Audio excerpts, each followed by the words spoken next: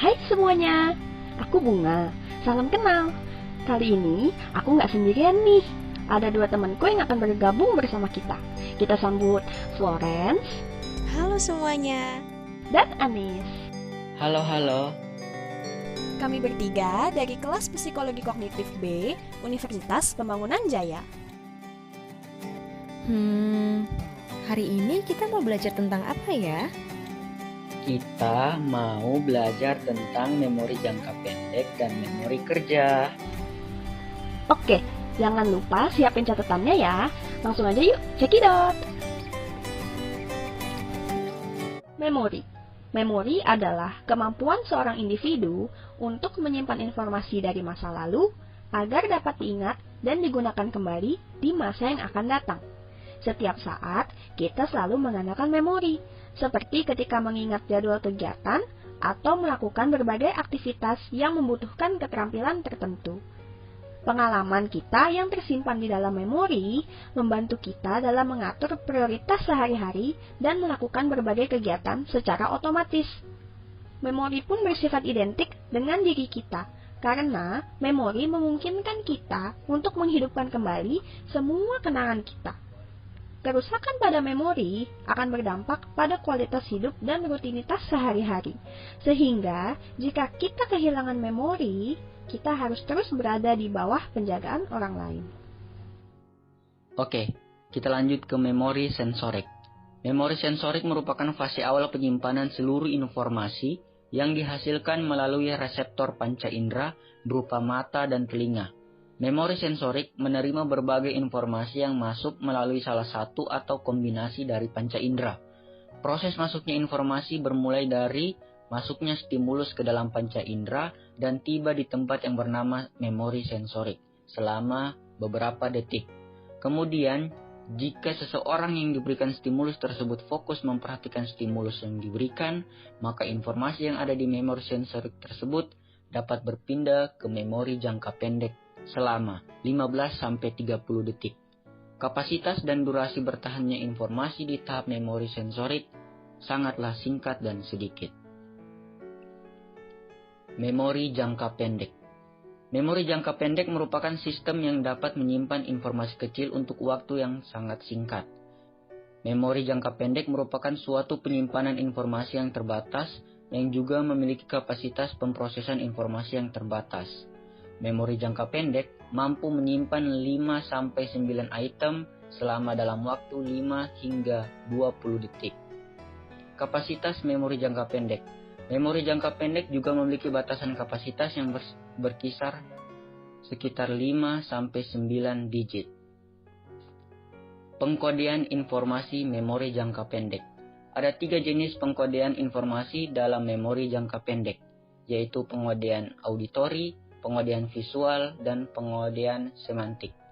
Pengodean auditori merupakan pengodean informasi yang bersumber dari suara informasi tersebut. Pengodean ini fokus berdasarkan stimulus suara dan bukan fokus pada tampilan dari stimulus tersebut. Contoh, ketika seseorang diminta untuk menyebutkan huruf H yang ditulis pada selembar kertas, namun malah terdengar dan teridentifikasi menjadi huruf A, karena pengucapan kedua huruf terdengar cenderung sama. Yang kedua, pengodean visual adalah pengodean informasi yang bersumber dari tampilan visual yang dilihat. Pengodean ini fokus berdasarkan apa yang terlihat atau ditampilkan dan bukan fokus pada stimulus suara. Contohnya adalah ketika seseorang mengingat tata letak jalan pada sebuah peta. Dan yang terakhir, pengodean semantik berupa pengodean informasi yang bersumber dari makna dari stimulus tersebut. Memori kerja atau working memory merupakan salah satu jenis memori yang berkapasitas terbatas, bersifat sementara dan akan berakhir ketika pekerjaannya telah diselesaikan. Teori ini dicetuskan sebagai kritik dari teori short term memory yang dinilai kurang mampu dalam menjelaskan penggunaan memori untuk beberapa tugas sekaligus. Seringkali working memory dianggap sebagai alternatif dari kelemahan teori short term memory.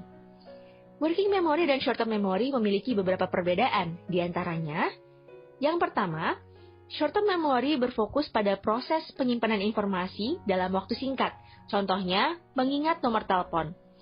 Sedangkan working memory lebih berfokus pada proses kognitif yang lebih kompleks, misalnya penggabungan dua tugas secara sekaligus, seperti menelpon sambil menyetir mobil.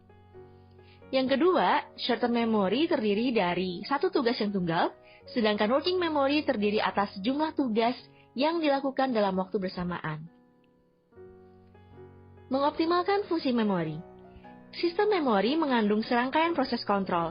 Proses kontrol ini merupakan proses aktif yang bisa dikontrol oleh seseorang untuk melakukan suatu tugas, seperti mengingat dan menghafal.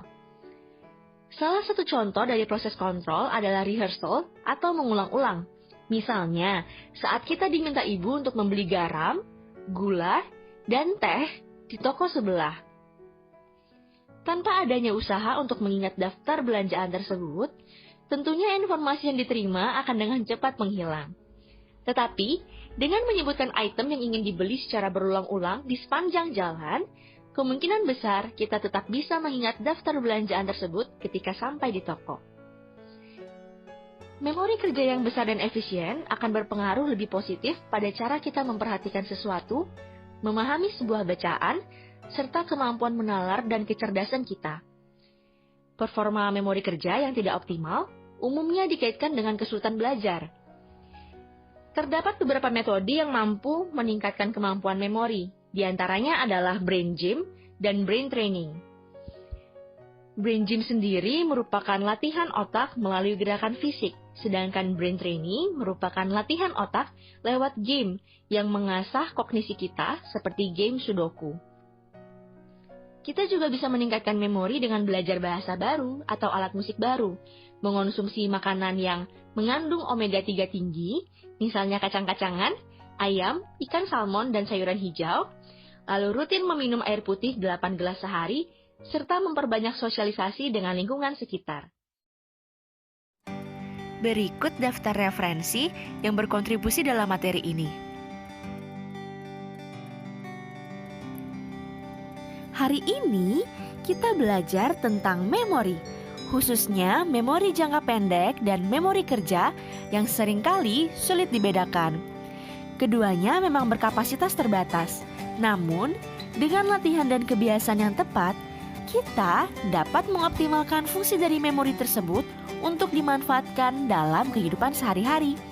Jadi, yuk sama-sama jaga pola hidup sehat dan latih memori kita dengan tips-tips yang sudah dibahas. Semoga materi ini bisa diterima dengan baik oleh memorimu ya. Kami bertiga mohon undur diri. Sampai jumpa.